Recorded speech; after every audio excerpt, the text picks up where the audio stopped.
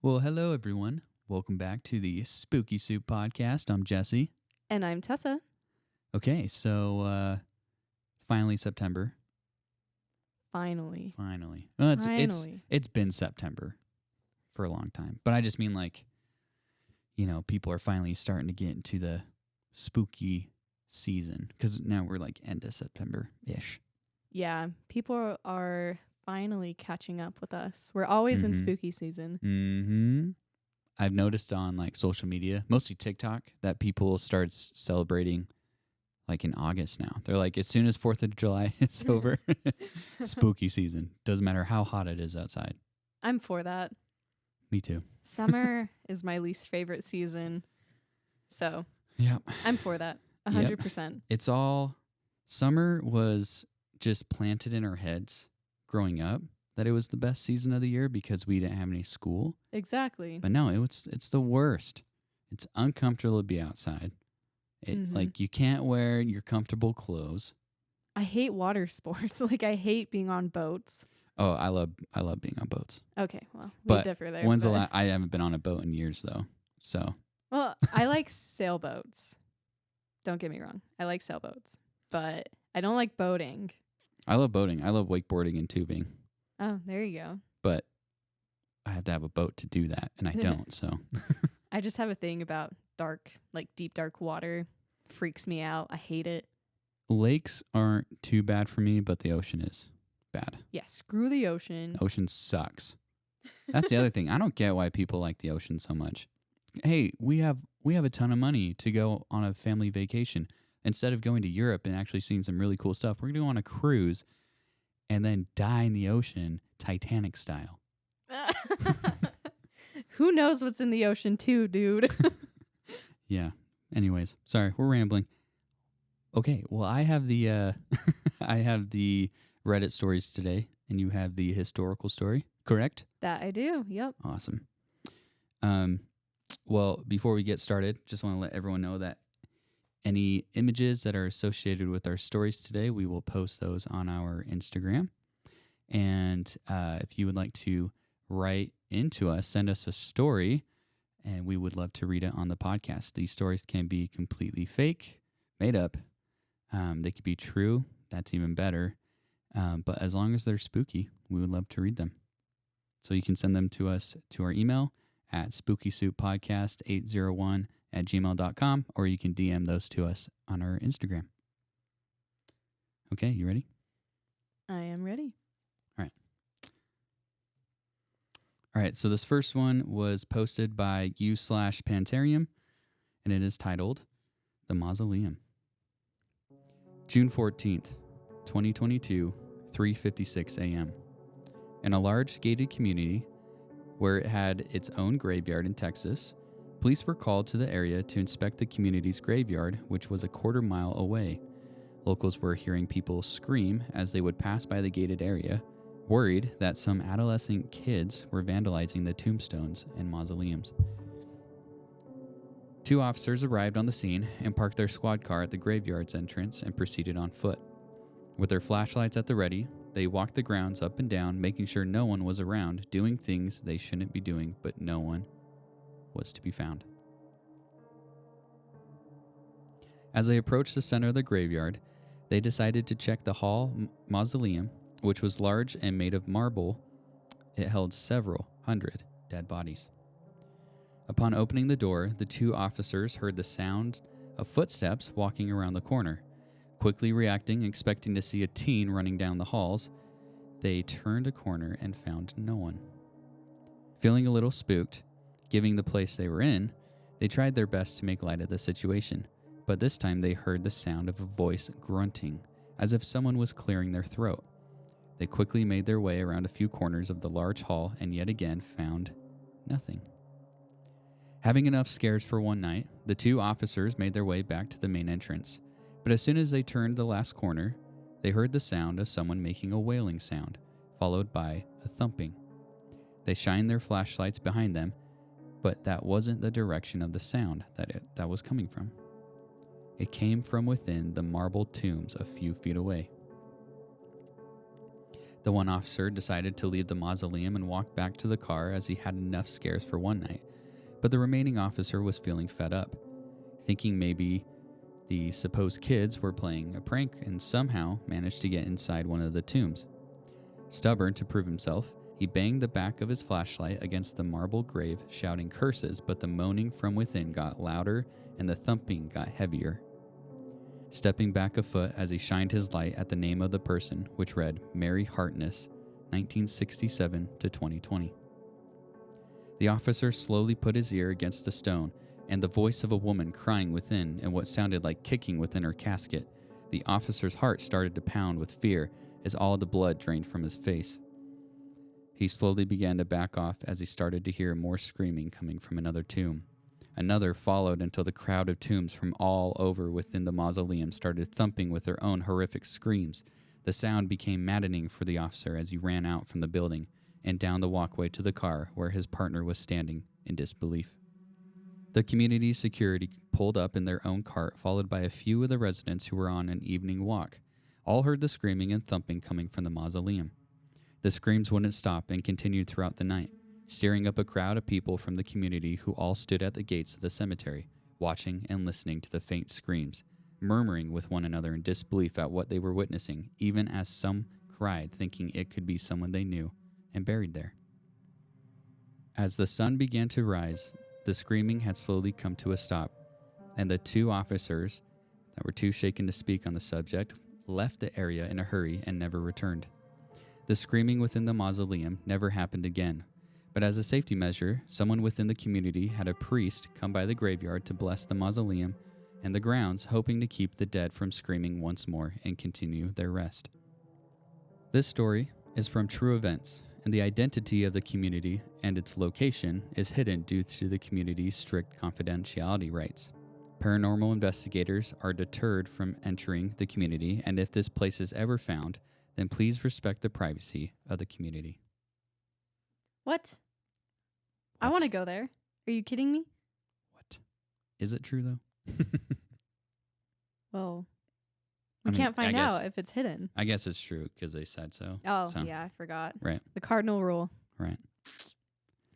Okay, so this next one was posted by u/horror_writer_8. And this one is called Dolls in Captivity. I can just barely see the outline of my small desk and chair. I only have one window in my box-like room, and it is on the opposite wall facing me. I get up slowly, still bruised across my back and ribs from my stepdad teaching me a lesson, to open up my thin curtains. We live in the middle of nowhere, which makes it easier to see the stars.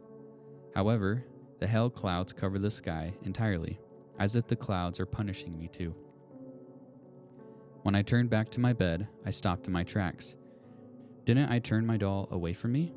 I limped back to my bed, the chain clinking behind me.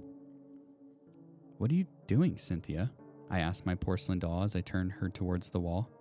I sit on the matted carpet, leaning against my bed, and cling to my thin nightgown.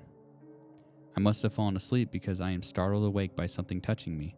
It feels like there is a slight weight on top of my head. The smell of mothballs consumes me, tightening my stomach, burning my nose and throat.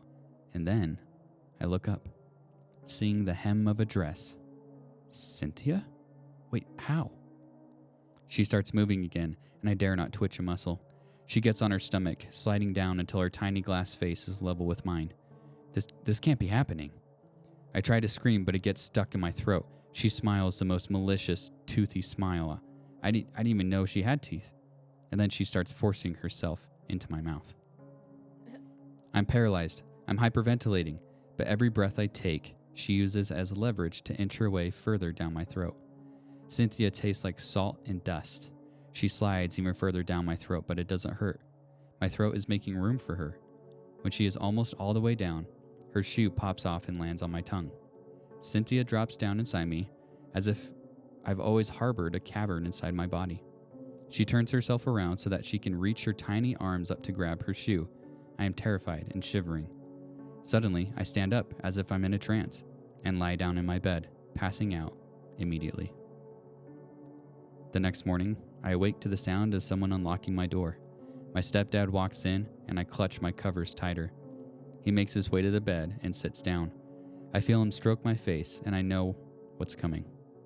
I let the fear control my body, paralyzing me. But when he says, "Are you ready for your lesson?" something in my small body changes. I am no longer me. I have no control over myself. I look toward my doll, but she's gone. It wasn't a dream. That's when I hear his blood-curdling screams. I feel something running down my face. I taste metal? I look down and realize it's his blood, and he is not screaming anymore. There is a gaping hole where his neck used to be. My body starts moving. My hand reaches down and breaks the chain with no effort, and when I start heading towards the stairway, I know that my mother is next. Yay, Cynthia. Nasty. Creepy. I hate dolls. I hate anything that has to do with dolls. Same. Samesies. Okay, so I have one more story. So this one was posted by u/goldzcoin, and it is titled Dark River Camp. Many years ago, when I was a teenager, my friends and I decided to venture to Camp Dark River, located deep in the Blackwood Forest, a place we used to visit on our summer vacations to enjoy nature adventures. The afternoon faded as we explored the deteriorating wooden cabins. A whispering voice, like a distant echo, called to us from deep in the forest, dragging us into the darkness. Intrigued and terrified, we followed the sound, not knowing what we would find. As we moved forward, the sun sank behind the trees, casting ominous shadows across our path. The leaves crunched under our feet, and the sound of the nearby river told us that we were close to our destination. The golden rays of the full moon were beginning to filter through the branches, increasing the mystery of the place. As we approached the camp, a strange feeling of unease came over us. Tales of sightings and whispers in the woods seemed to come to life around us, but we were determined to discover the truth behind these stories. We set up our tent near the river and lit a campfire. As we shared stories and laughter, the atmosphere grew heavier and heavier. It was as if the forest was listening, waiting for the night to come to reveal its darkest secrets. As darkness took over the place, we began to hear whispers, barely audible voices that seemed to come from the shadows of the forest. We tried to ignore them, convincing ourselves that they were simple tricks of the mind. But when shadows began to move through the trees, our bravery quickly faded. That night, a group of us gathered around a cackling campfire by the eerie, murmuring river. It was a starry night, but the feeling that something was not right hung in the air, as if the forest held dark secrets. As the night progressed, we began to hear strange whispers coming from the river. We ignored the sounds at first, thinking they were just our imagination playing tricks or just the fish in the river.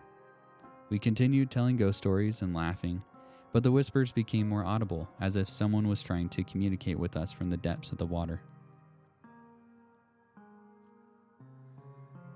Finally, one of us, the bravest, Thomas, decided to approach the river with a flashlight in his hand. When I illuminated the water, nothing happened. They just looked like fish swimming. But then John, acting brave, grabbed the flashlight, and to everyone's surprise, we saw a pale and shadowy reflection that chilled our blood.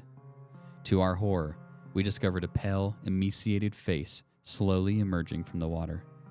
It was a lifeless face with empty sockets and hair soaked in algae. Lucia, John's girlfriend, who was the most afraid, and Carolina, my girlfriend, screamed that made the scene even worse.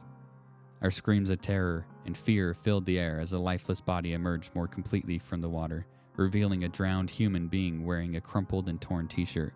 He was covered in algae and moss, and his eyes were empty, like those of a corpse.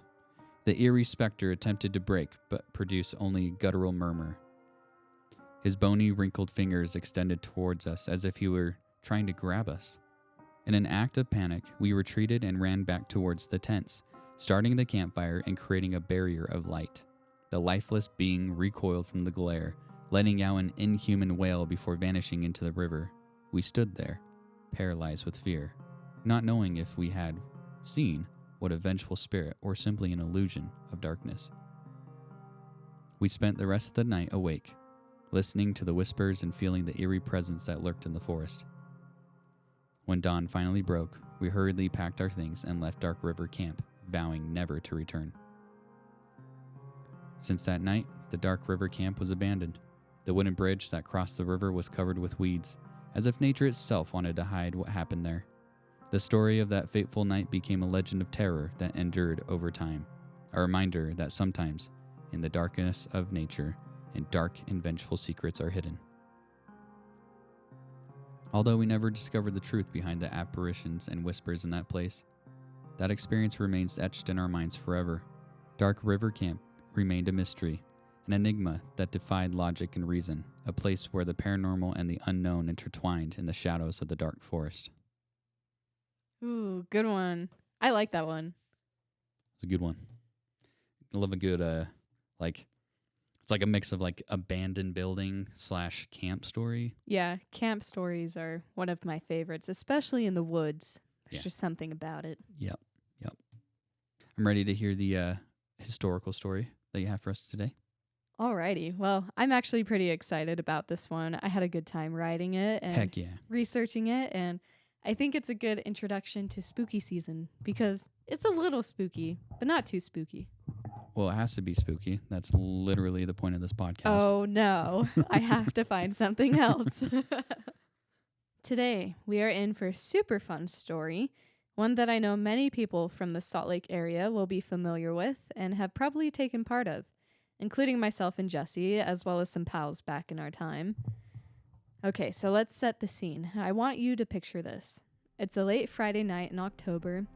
You and your date and maybe some friends are running out of the final turn of the maze at the Nightmare on 13th haunted house, being chased out by a chainsaw-wielding maniac who's hot on your heels.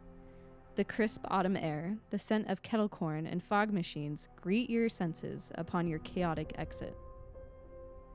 Walking back to the dimly lit parking lot, dodging the scary actors running around, pumped full of adrenaline and not ready for this exciting night to end, you all decide to head to the Piper Down pub for some late night grub and tunes to let the nerves settle. You park on State Street next to a row of beautifully kept Harleys and walk through the heavy double doors, welcomed by the sights and sounds that come with the old world Irish pub.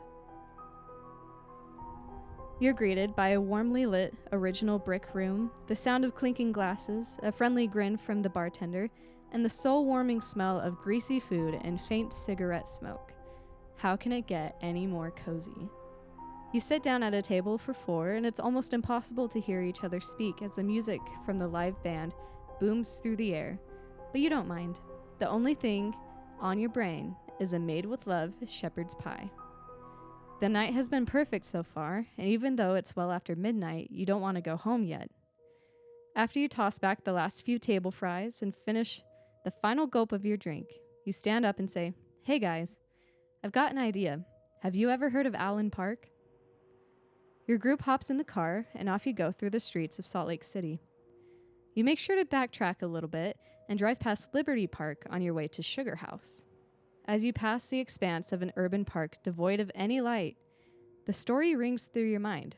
So with a grin, you set the spooky mood and tell your pals about the Halloween mask that a little boy found in the water at that very pond that you can barely see outlined in moonlight within the depths of Liberty Park. As the little boy pulled what he believed to be a very heavy Halloween mask out of the shallows, to his terror, a body came with it. This was the body of a murdered nurse discarded in the pond, and her murderer has never been found. Speaking of which, go listen to our Halloween Mask in the Water episode from last year, 1 year ago this month actually, because we really dive into this very true and very terrifying cold case that has never been solved. Then you and your crew continue on past Liberty and get closer to the infamous Allen Park. As you approach the terrifying street, you pass the old Westminster College and can't help but tell your friends about the Gothic-style building's haunting past and how echoes of laughter and footsteps can be heard from the top level, even when no one else is inside the building.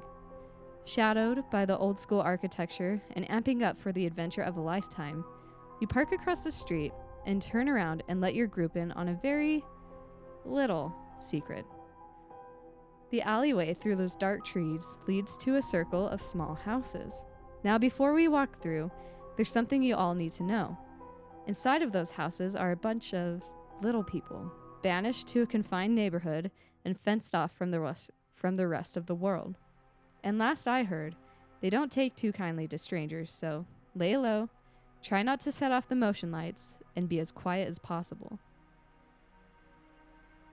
You quietly close your car door and pull the drawstrings of your hood down.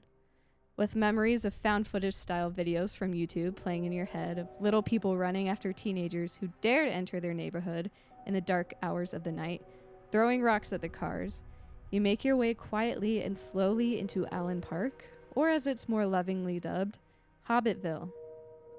Suddenly, the motion spotlights turn on and flood the circle of small homes with bright light, blinding you and your friends as you try to run away through the trees to the road. You keep turning around, expecting to be hit by a rock at any moment, but to your surprise, there's no one in sight. Not even a door opens or a shadow by a window. In fact, all of the houses are pitch dark. Now let's dive into the true history of Salt Lake's beloved Hobbitville, or as it's actually named, Allen Park. The 8 acres of land that is Allen Park were originally purchased by Dr. George Allen and his wife Ruth in 1931. George was a doctor who worked at the state penitentiary, which interestingly enough used to be located right where Sugar House Park sits today. That's something that intrigues me, so I'm looking forward to learning more about that. Dr. Allen had a passion for conservation, and he loved animals of all kinds, particularly birds. He and his wife created a pathway along the stream that runs through their property and adorned it with fountains, a swimming pool, and numerous beautiful exotic birds, an urban sanctuary of peace and tranquility. I also found an article saying that the Allens had an elephant, some reindeer, birds of all sorts, and even a chimpanzee on their lot. The first home in the park was completed in 1933, and over the years, the couple purchased old cottages from mining towns and had them moved all the way to Salt Lake City and placed on their land so they could rent them out and make additional income. If you've ever been to Allen Park, especially in the daytime, you might remember seeing unique fencing and mosaic tiled artwork all over the place. Well, Ruth was an artist, and she wanted to brighten up their acres by adding her precious tile work wherever she could. And I really appreciate that about her because her artwork, like the mosaic and the stained glass, they hold a special place in my heart. The Allens seemed like the kind of neighbors anyone would be lucky to have. In doing my research on the family, it was mentioned numerous times that George was a super generous man, and he was well known for providing medical services free of charge for anyone who couldn't afford a doctor's visit. The 30 different units in Allen Park stayed active, renting all the way until 2019, until the tenants were evicted. The old mining houses were beginning to fall apart, and I imagine it became quite an obnoxious hazard to have dubious teenagers running around the surrounding woods at night in an effort to see the so-called hobbits that lived in the crumbling structures. Throughout 2020, locals were worried that the land would be desecrated and sold to contractors looking to squish as many tiny homes on the property as possible because, after all, it's prime real estate. But alas, the city could breathe in 2021 when Salt Lake announced they had purchased Allen Park for a whopping $7.5 million and are turning it into a beautiful open-air public pedestrian park with efforts to preserve its features and to continue to be inspired by the beautiful artwork left behind by Ruth. Jeremy, Ratchet, and Caw, the 3 remaining beloved neighborhood peacocks, still roam the ground and welcome the visitors. I think if the Allens were still alive today, they would be very pleased with this outcome. Now that being said, you might be wondering why it was called Hobbitville and how that urban legend started. Unfortunately, that's a question I can't answer, as I'm not so sure myself of how it started. But then again, it's really hard to pinpoint exactly how many myths and legends start. Something I did find interesting was the caretaker who was left to watch the property was known to run out after the mischievous kids at night and chase them away with a shotgun. As for the residents, there's no evidence of any little people ever living at the Allen property. My best guess as to how the rumor started is the homes were quite small, as you can imagine, and it seemed like the spaces were built for children. So when word got out that people were actually living there, like professors at Westminster and students, Some person who worked across the street at the university must have been reading Lord of the Rings at the time and thought that the beautiful park and its quirky homes were reminiscent of the Shire. So next time you go to Sugar House, stop for a coffee and enjoy a stroll through the amazingly curated Allen Park. Gander at all the art pieces left behind by Ruth and think about the kind doctor who just wanted to build a community based on generosity. But if you're ever there after dusk when the park closes, don't stay too long. Don't wander into the woods, and most importantly, keep your eyes peeled for little gnomes who will chase you away. When was the last time you were there? With you. That was the last time? Yeah. Okay. So from what I remember, they have these like massive speed bumps to, I would imagine, deter people from speeding out of there, which at the time worked because the car I had was a lowered WRX and I could not get over those bumps. Do you remember that? I remember. And so I had to go very slow. Very sideways. Yeah, very sideways. But yeah, we pull in and it's just like this alley. And of course, there's no trespassing signs everywhere. There's a massive fence, like a wrought iron fence. Mm-hmm. And this floodlight comes on I right remember over us. screaming. All of us in the car, yeah, just freaking out, like, what's happening? And yeah, and then we slowly but surely got out of there. But yeah, it is definitely, I mean, they've cleaned it up now, but back then it was definitely an interesting place to go visit because of the weird, I guess, yeah, I don't know, artwork, statues, stuff like that. The fountain in the middle of all the houses. Yeah, exactly. And the houses were falling apart too, so that just adds to the creepy element of everything. Mm-hmm. Yeah. And there's one way in, one way out, and it's surrounded by trees, so that adds a creepy element. I think I've been there one other time, and we walked in. Of course, it was my buddy and I, and we had dates, and so we tried to be like, oh, no, it's cool. Like, come on in. It's I know freaky. the owner. Yeah. And I remember actually, like, kind of hanging back because I was worried. One, it was super late, and I just wanted to go home. I was tired. And two, I was just worried that, yeah, something would happen, like we'd get caught, or I don't know. I was just kind of over it at that point. But my buddy I was with, he was like, nah, let's keep going. And I don't know how far they went, but my date and I, we kind of hung back closer towards the fountain, but the other two just kept walking. But I felt like the fountain was pretty far in. You're like, guys, we are in plain view of everyone here. Luckily, the spotlight didn't go off because we had walked in. We'd parked by the college. Oh, and okay. Across the street, and so we just walked in. So, yeah, it's a fun place. I haven't been there. Obviously, we both haven't been there since they've remodeled it, refurbished it, cleaned it up. they cleaned it up a lot. Now it's a nice walking park. While you were telling the story, I was looking up to see if there were updated pictures, and it looks like they fenced off the homes. So yeah, it looks like it's a walking path now with the homes are still there, but you can't go inside them, which I want to go inside them. I want to see if it's really built for little people. I know, I do too. In several articles that I found, they talked about how the appliances inside of the homes were often really small. Yeah. And so maybe it's because they were from the old mining towns where everything was just like quick build and get out. Mm-hmm.